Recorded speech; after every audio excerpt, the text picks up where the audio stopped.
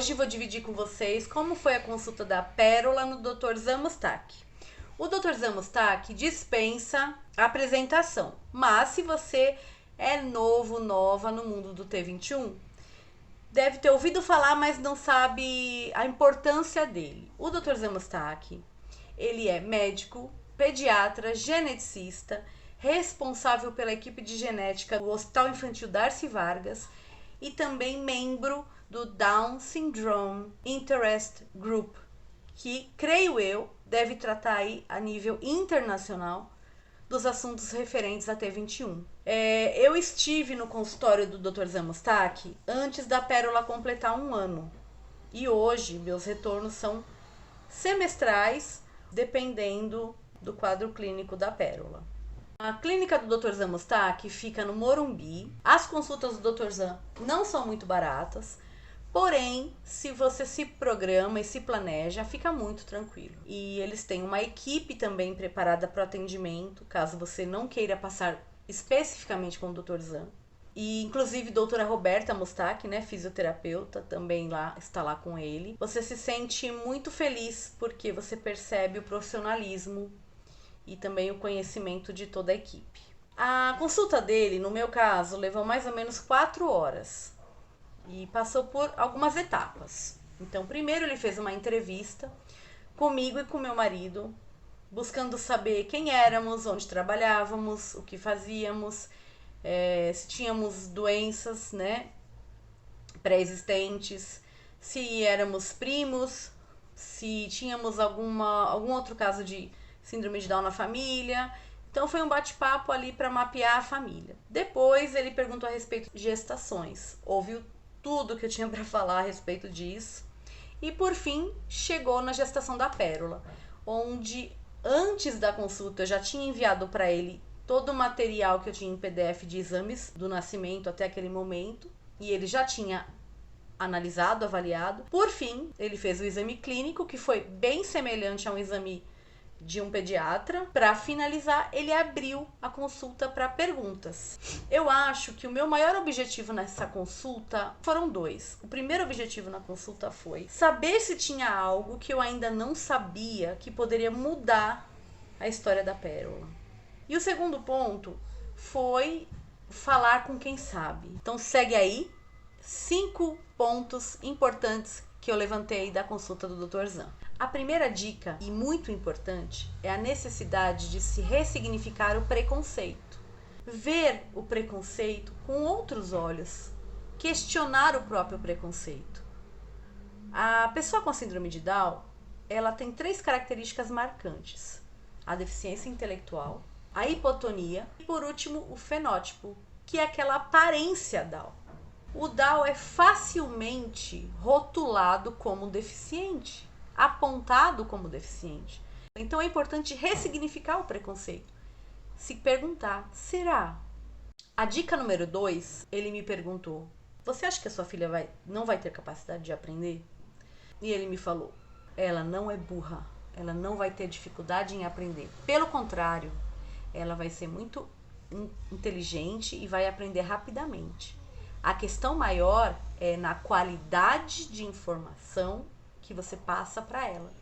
Porque a pessoa Down, ela é literal, inclusive no que ela entende, compreende e aprende. Então, para ela é difícil reaprender coisas que já foram assimiladas. Por exemplo, a questão do 1/4 de pizza. Se eu chego para uma criança Down e falo: olha, você vai ficar com 1/4 da pizza, e depois eu falo para ela que 1/4 também é um local de dormir, ela tem conflito de compreensão.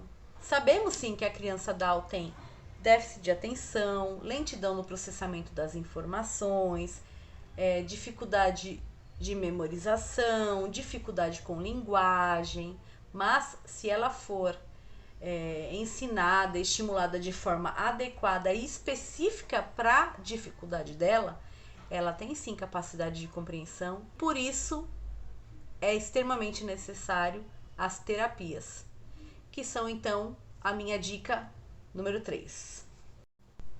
Importância das terapias. Elas são fundamentais e devem ser iniciadas logo após a criança estar apta. A Pérola começou a fazer estimulação na PA e ela tinha mais ou menos 3 meses. Porém, durante a internação lá no ICR, ela já fazia. Então, já ia uma físio para fazer fisioterapia motora e também fisioterapia respiratória. E a fono, que estava ensinando a Pérola a sugar e a mamar no peito. E o Dr. Zan ainda destacou as terapias que são pouco conhecidas, pelo menos eram para mim. A musicoterapia, por exemplo. A musicoterapia trabalha a linguagem não verbal, trabalha a imitação.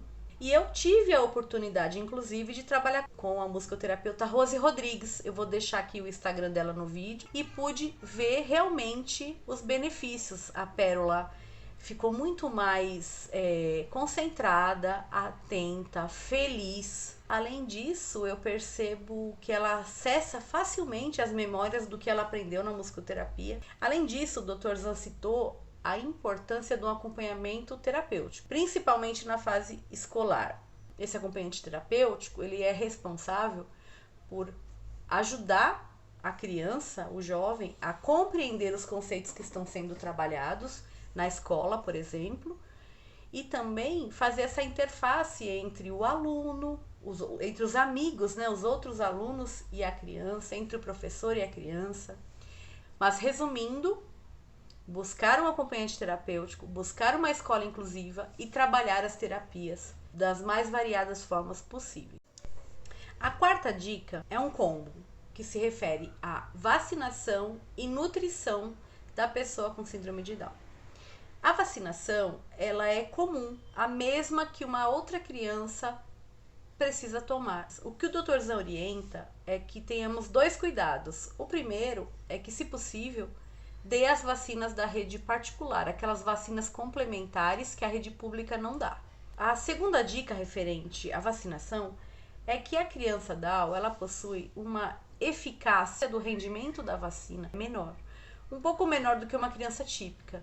Então, por essa razão, ele me deu uma declaração que eu levo no posto de saúde e, em caso de vacinas combinadas, aquelas conjugadas que a criança recebe várias vacinas ao mesmo tempo, a Pérola acaba recebendo uma por vez, com um distanciamento aí de 7 a 10 dias. O segundo ponto, além da vacinação, é a questão da nutrição.